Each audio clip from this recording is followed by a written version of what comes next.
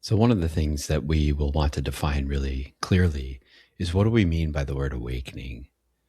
Well, there's lots of different kinds of spiritual experiences that people can have. Anything ranging from seeing a ghost to some kind of clairvoyance or lucid dream, or any number of different kinds of unusual or out of the ordinary kinds of experiences that people might call spiritual or religious or mystical experiences.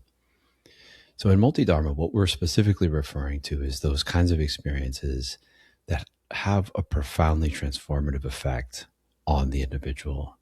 And they're going to have a transformative effect in three specific areas. So change in perception means that it's going to not just be something that you think about. It's not just a philosophical insight, but it's actually somehow changing the way that you actually see or feel or hear or experience reality. The second area is that there's going to be a transformation in the sense of self. So who you think you are is going to be profoundly transformed by this experience. Perhaps the falling away of the self, or perhaps a new vision of the self, perhaps a merging of the self with a larger self. It can happen any number of ways, but there's some kind of change or destabilization that's going to happen to the sense of self. And then the third area is a change in worldview. So the world is not the same. Reality is not the same after this experience. Something has profoundly changed. Now, sometimes these kinds of experiences are just a one-time event.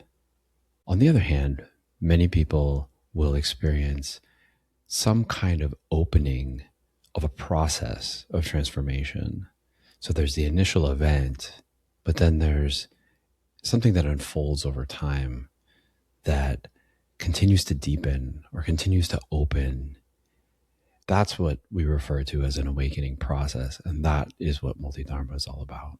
So one of the things that makes Multidharma unique is that we use the metaphor of threads to refer to, you could say, the overall flavor or quality of that awakening process. So check out the next videos where I'm going to talk about each one of those in turn.